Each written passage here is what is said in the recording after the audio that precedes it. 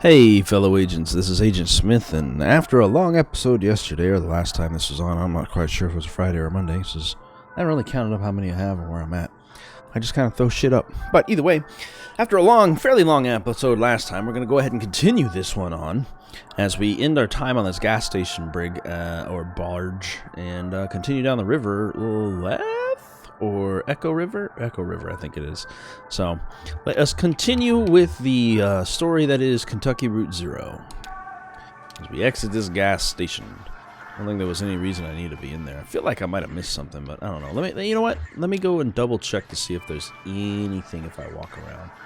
Because, although everything should have popped up, I feel like I need to ask for the ticket and all of the other stuff that she wanted. Unless it's going to be one of them decision things that I do later where it's like, did you do it? And I just say yes that I did. I don't know. We'll see. Let's talk to Johnny. What's that? It's a crystal. I bought it. I bought it for you. Well, thank you, ma'am. Hey, could you hold on to it for a minute? I'm going to look around inside. Wish me luck. Good luck. I get to take over him? Yes, cool. These guys are like robots, man. Like, literally. Yeah, somebody pulling up on a boat. See what Junebug and Val are talking about. Did Donnie talk your ear off out here? I suppose there's some things he can only say to animals. I like to think that he could say anything to me. Talk to the lieutenant.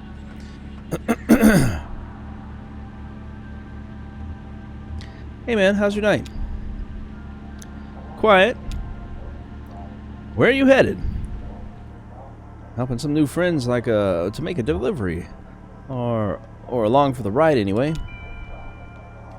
Well, even if you're not going in doing the heavy lifting or navigating or whatever, a passenger contributes to a journey too. I never travel, but I do love travelers. That's what I like about this job. The travelers come to me. Do you ever get lonely out here? Yes, I do. Well, let me know if I can help you with anything. Who is Al?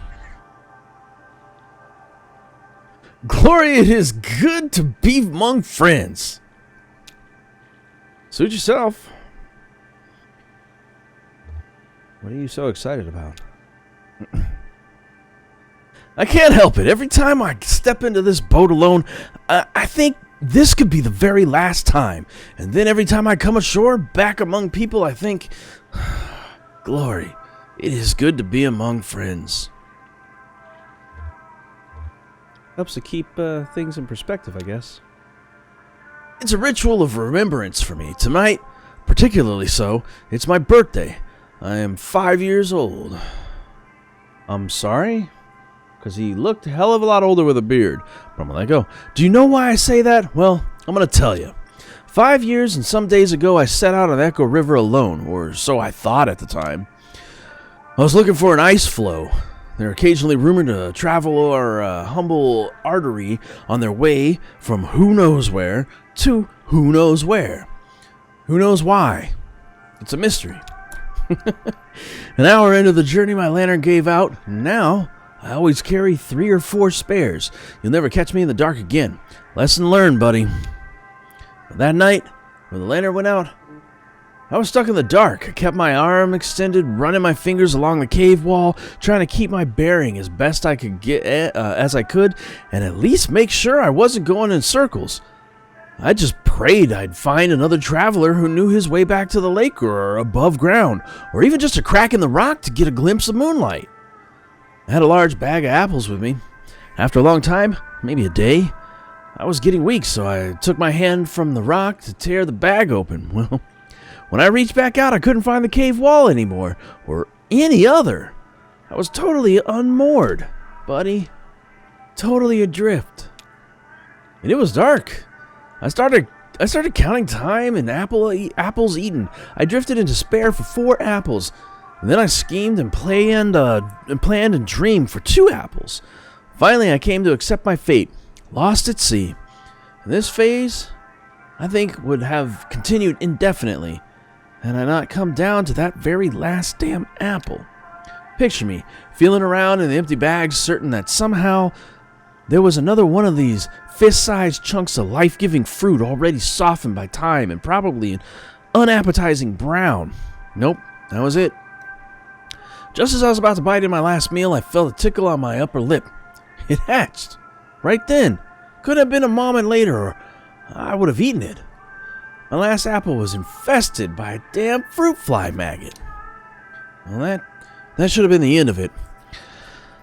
I should have eaten that apple and that fly while I was at it, and put an end to our little food chain suicide pact, but I waited, out of mercy. After all, this fly was basically a newborn child, right?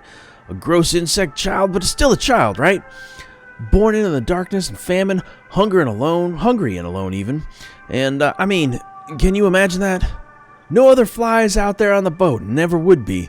No other flies to welcome him into the world. I mean, no fly culture, no fly society, no fly history. A true orphan. I started to get depressed just thinking about it all, working out a thick tear. I'm not ashamed to say, well, that fly landed on my cheek, right under my left eye, right on that salty teardrop, and then, blinding glory, his ass lit up like a candle. That wasn't a fly, buddy, that was a damn lightning bug. So, that's how I'm here today with you folks, only because I found my way out of that strange river cave by the dim-lit rear of some orphan insect hatched out of my last rotten apple. Glory, it is good to be among friends. Well, that is one interesting man. But we're done here, apparently. So let's go ahead and step out and see what else we got to do on all this. Talk to Junebug, I guess.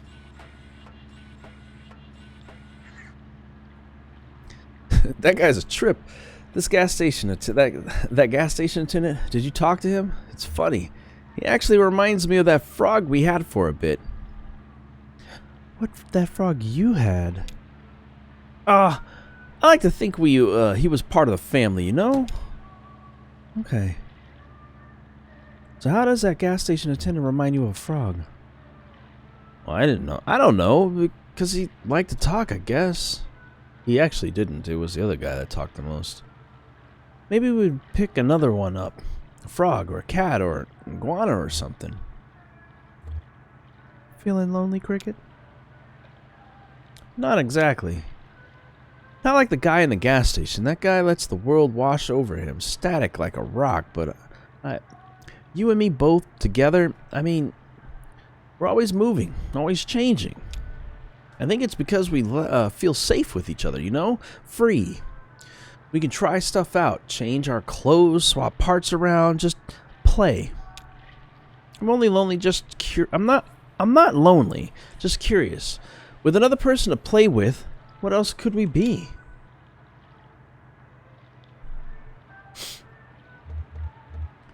We can keep it in mind. Let's not rush into things. Yeah, you're right about that, ma'am. No rush. Oh, that's Kate. Time to hit the road. River, I mean. Alright. Back to the boat.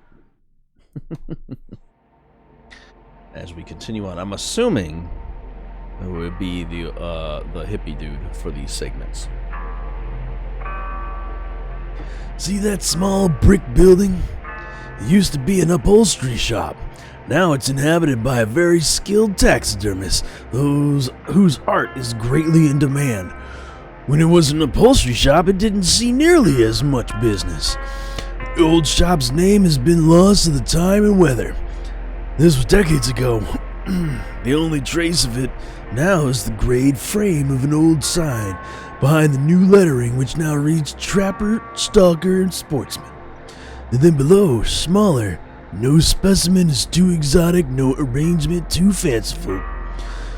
Some of the upholstery equipment is still there too, and still seems active use. It sees the active use even.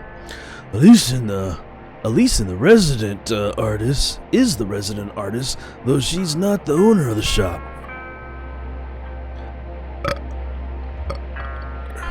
It's owned by a reclusive ex-convict named Judah.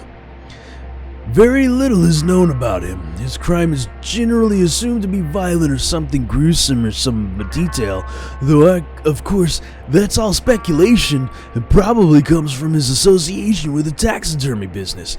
Even though he never so much as skins a squirrel, he's more like a silent partner. I guess those are the ones you're supposed to keep an eye on.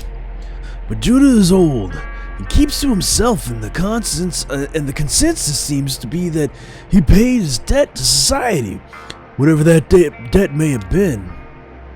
Are we gonna stop there? You gonna meet these people? I have no problem checking that out. Shannon retreated to the TV room and browsed Mammoth's video collection. Shannon followed the other travelers ashore to a drowsy beachside bar. You know what? Actually, I'm interested in checking out... No, it's the rum colony. Let's go to the rum colony. Fuck it, that's gonna be more fun. I was gonna check out the videos, but the rum colony sounds like more fun. Act 4, Scene 3.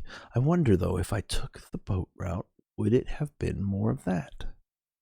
There's so many choices to do in this game, and I feel like sometimes I'm missing out on more story. But at the same time, it's the experience and how you decide to choose to do stuff. What's this? Click, click. Okay.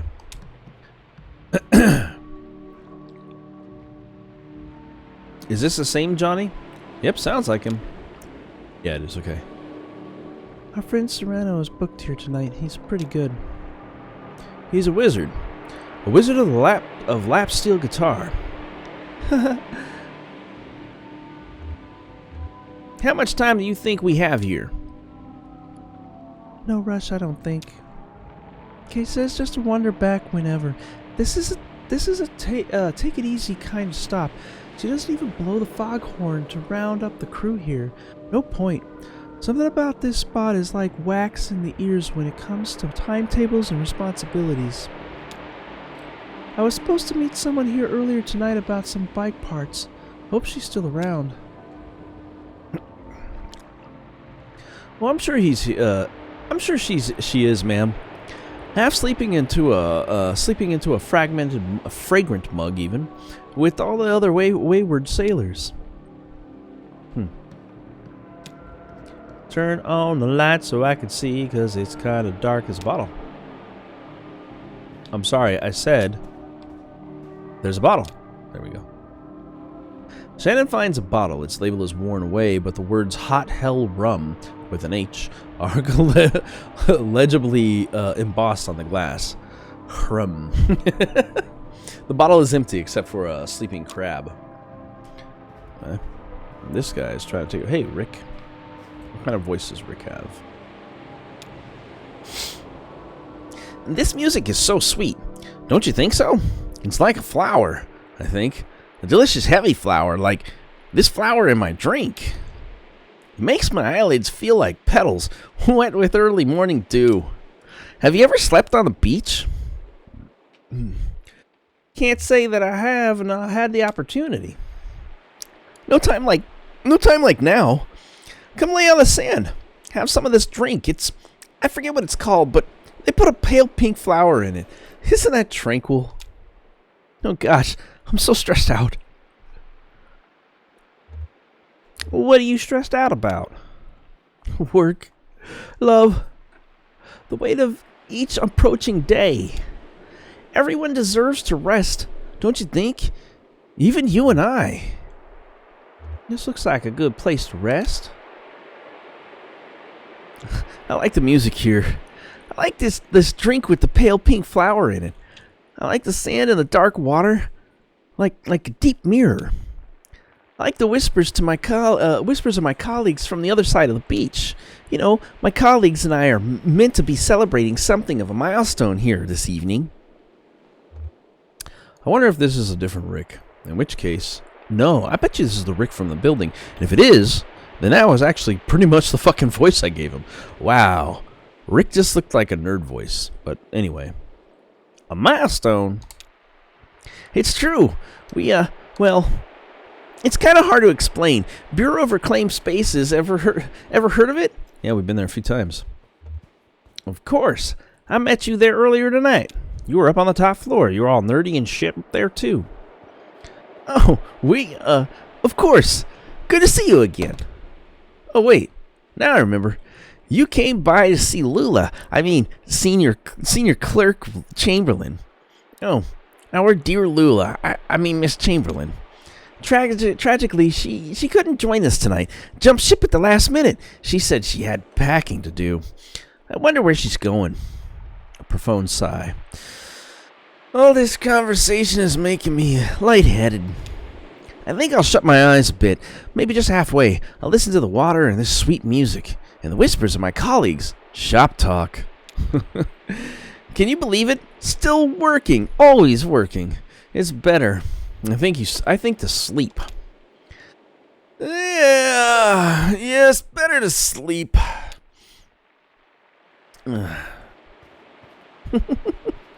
Got an act in here too? What the hell's going on? What's this? Shannon finds a small box about the right size for an injured baby bird or a couple of mice. This box is only full of sand, though. She rolls a few grains in her fingertips. It feels different from the sand under her toes, finer and slicker. She has a feeling this is sand from a different beach. What can we find? Bureau of Folks? What about this guy? No, he's just gonna stay on the water. Bureau of Folks. The water is fine, invigorating. It makes me want to run. I could gallop up and down this beach like a horse. It's a Mets sign. What's he yelling about? And he wants to run the beach like a horse, he says. Oh dear. What's in these drinks? You folks work at the bureau? Yeah, we're celebrating. Excuse me. We just hit a big milestone, you know. The clerks both pause, waiting for the other to speak. Well, tell her about it. But I don't know anything more than you do. It wasn't part of my caseload. Well, it wasn't part of mine. I wonder what we're celebrating. It doesn't matter. Invigorating! Yelling to Luis. Catch anything, Luis? So, did you find what you were looking for with Lula, I mean? Is she here? I'm not sure where she is. Now that you mention it, before we left the office, she, I think I will go for a run along the beach as soon as I'm finished with this drink. Try not to yell so loud, Luis. I'm afraid you'll shake the ceiling loose. We are in a cave, by the way. She's not very wrong. You want to talk some more, Luis? Because you like to scream. Ooh, what's this? Ooh, piece of candy. Something glinting black in the flashlight's a beam even. Shannon brushes sand off a damaged VHS tape. The smudged label on the spine reads, "Private, do not watch, but do not erase." I've got eyelashes falling out of my freaking eyes. It feels like my eye's trying to close itself. Do I keep going this way? There's something up here too. I kind of want to go to the bar though. A styrofoam cup is half buried in the sand, miraculously intact. It still has some coffee in it. Maybe it came from the bar. Or maybe someone dropped it in on their way to the bar. Maybe they weren't even headed to the bar originally, but drank their coffee too fast and needed a stiff counterbalance. Excuse me. Shannon thinks about the war of liquids in the stomach. Coffee to start a day, liquor to end it, apple cider vinegar to patch up the battlefield. Her mouth feels dry, and she thinks about all the nervous casualties of the liquid war. Clumsy alchemists transmuting day into night. That's actually not wrong. I never really thought about it like that. She thinks about a chalky gray-pink liquid her mother kept for upset stomachs, Pepto-Bismol, that was stored in a coffee cup, too. Why? Did she make her own Pepto-Bismol? Her own bismuth? bismuth citrate, or what is it? Something like that. I forget exactly what it is. It's like a liquefied version of the mineral bismuth, which apparently helps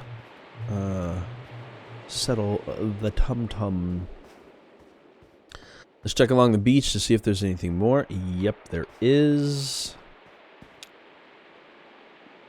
A damp matchbook rests on top of the sand. Shannon flips it open without looking, runs her thumb across the cardboard and finds one match still intact.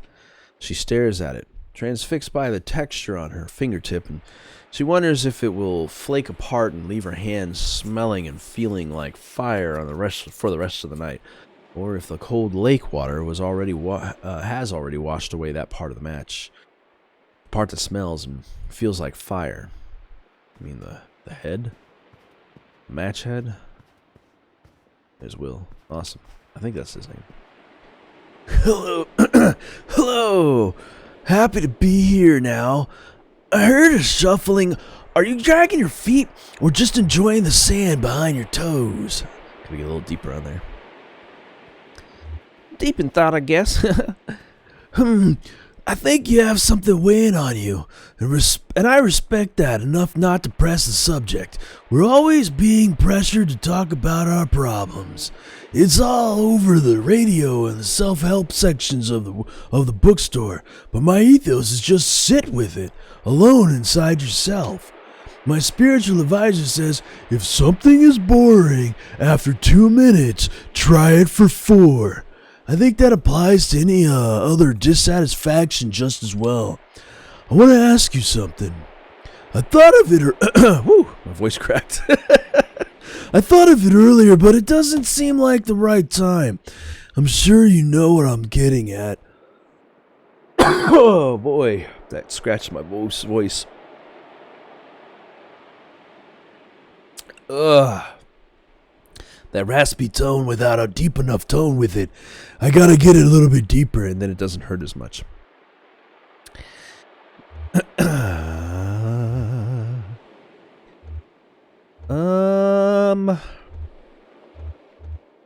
You wouldn't ask about my friend, the old man. Oh no. I think I read him pretty clearly. He's outwards reflecting kind of person. I mean, he reflects the world back largely uncolored. Oh my goodness. Why did I choose that voice for this guy? I gotta lubricate my throat. Oh man.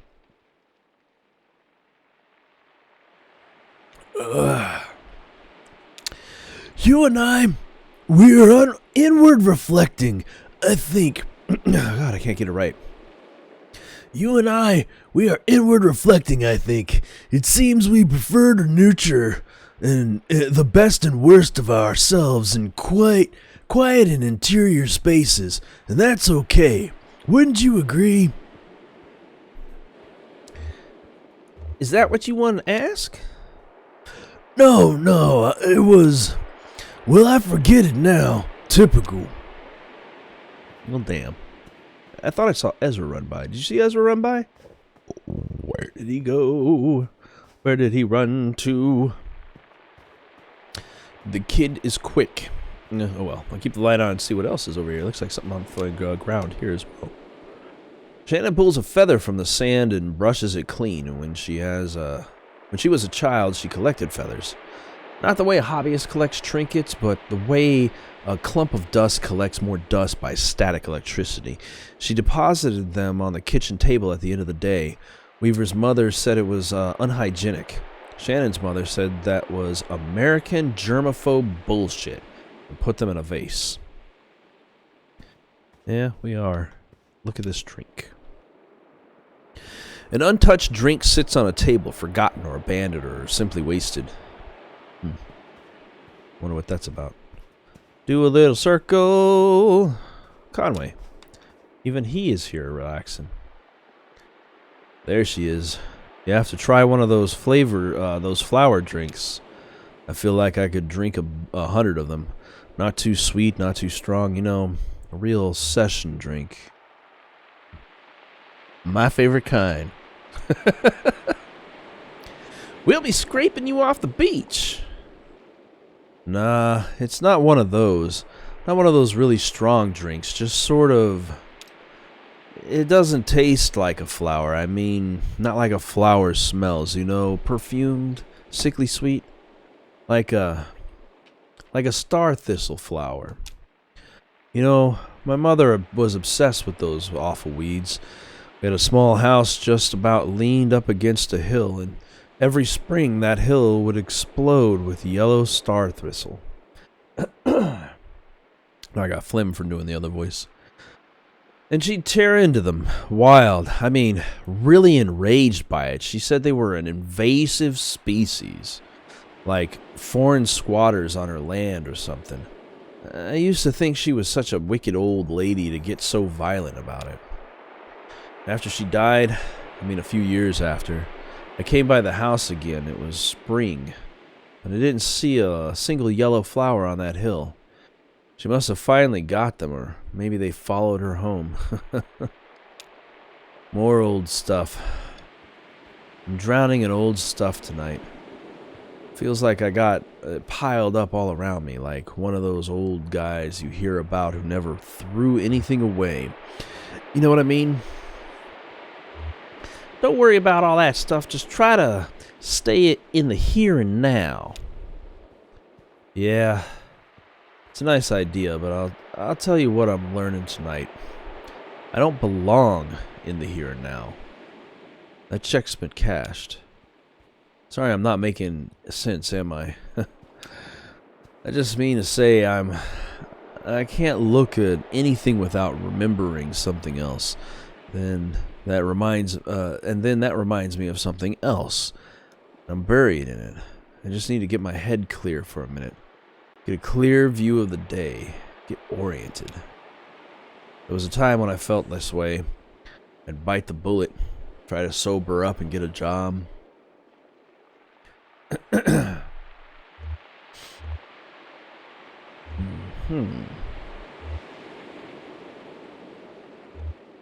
Is that why you're going to work for the distillery? Maybe it is. Seems like a pretty simple answer, right? Just follow the work as long as you can. You got me all figured out. Hey, I'm gonna sit and look at the water for a minute. I'll talk to you later. Don't be a stranger. It's closest to my normal voice because he was the first character provided to me in this. There's something else on the ground. At first, Shannon mistakes the iridescent glimmer for a seashell washed up from the lake. Maybe some fresh water relative of the abalone. Or even a pearl. But it's only a trading card. It must have been valuable to someone, or it wouldn't be printed on this in this lustrous material. Whatever was on it was mostly worn away. All that's left is a shiny backing of the words Gleaners Forward. Ah, I got the kid. Get back here, kid. I'm gonna get you. I'm gonna get you, kid. Hey, there's something over there. Let me see that paper. Don't make me go around. Can I not go over there yet? Is that not part of this storyline? I see the paper. Don't you tell me I can't do the paper. Something on the ground over there. Alright, well, I think we've exhausted every single person that we have in the area, so I guess we'll go up the bar. Patch. Junebug. Hey, guess who I just saw like an hour ago? That lady with the engine for sale? You just missed her. I tried to hold her back, but she's all business. I gotta get a deeper voice. It's okay, we can't really afford it. Hey, I'm sure another one will come on the market soon. Hey, any of your friends want a drink? I've got time. Busy night, but everyone's deep in their straws by now. Why so busy? It's these kooks from upriver. They all came in together. I think it's some kind of work thing. They're nice enough, but you know, I've got to keep an eye out for lightweights trying to swim home or something. I don't have that kind of insurance. Anyway, I don't mind them. But you know how territorial Dawn and Sunny get after a couple of Mai Tais. Speaking of which, What have you been mixing up? let's see. What's good tonight? Blue Devil? What's that like? Chill. A tall glass with a little orgeat syrup at the bottom. Then just pouring in spiced rum till it starts to turn blue. Add sea salt, pineapple juice, and green curacao. Some folks like gray curacao. I didn't even know there was more than blue, I'll be honest with you, in real life. I always include a maraschino cherry. What else you got? The Invisible Death. What's that like? 1 shot of white rum, 2 shots of ugly rum, simple syrup. Look at it for a minute. Throw an orange peel on top. That's so weird. Oh, what else you got? My Light Heaven. What's that like? 1 shot of black rum, 2 shots of white rum, gray curacao. Let it sit for a while and throw a toothpick on top. Just like floating on top? That's kind of weird. What else you got? The Dark Rum Noir. What's that like? Just like reading these. It's 1 part grapefruit, 3 parts spiced rum. I throw a toothpick on there to soften the blow. A toothpick would fucking kill your throat. Are you serious, dude? What else you got? Deadly and frozen. What else? What's that like? Just enough 151 proof rum to take your bottom rife, then add orange curacao and grapefruit juice to taste. Shake, and that's it. What else you got? I wonder how many of these things I have. Blue Leisurely Tiki. What's that like? Just enough gold rum to make your inner ear ache. Then add simple syrup, black curacao to taste, and shake. That's it. What else you got? Sweet Dracula on the Mai Tai. What the fuck? I take a medium-sized glass bowl and I fill it equal parts green curacao and 151 proof rum. Cover it with a towel and let it stew until it gets a sort of fragrant quality going. Add light rum and blend. Put an orange peel on top if you want to show off. We got the Light Devil. It starts with a short, broad glass, lightly rimmed with grapefruit juice. Put a little umbrella in the bottom of the glass and flip it over, leaving it for 4 minutes. Then slowly add white rum, I don't even know what that is. Demerara rum, spiced rum, and gold rum. Refrigerate. No drinks for us, thanks. I just listed like 40 drinks. I think you better order something or get the fuck out of my bar. No problem. I'll see you around. Silliness. Now I know that I should be continuing the rest of this episode, but I think just from the enjoyment of the rum colony and his thousands of different types of rum he's got, of which I'm drinking some myself, and some of those I might try. You might see me in the next episode with a glass of rum with some blue curacao and some fucking olives in the bottom of it. I don't even know what's going to happen. That's either going to be disgusting or the greatest taste ever. I think I might even try it, though. But either way, I do hope that you guys have been enjoying this and the silliness of it all. I've actually somehow plunged my brain for more voices. I didn't realize. I thought about the fact that I've got a million other surfer accents and other things. I've been around the world. I've been all over the place with different types of stuff. I just don't pick up accents quite as much. It's been a while. So a little alcohol brings it out of you. But either way, we'll continue this storyline and find out what the rum colony is about. Hear this band that's playing that they all say is so great. And yeah, We'll see all of that in the next episode of Kentucky Route Zero. Have a great day. Oh, hey. I see that you guys are done with this video. Hope you guys enjoyed it, and if you did, you can see another one over here on the right hand side. And of course, we've also got one on the left as well. Anyway, I hope you enjoyed, and I'll see you all next time.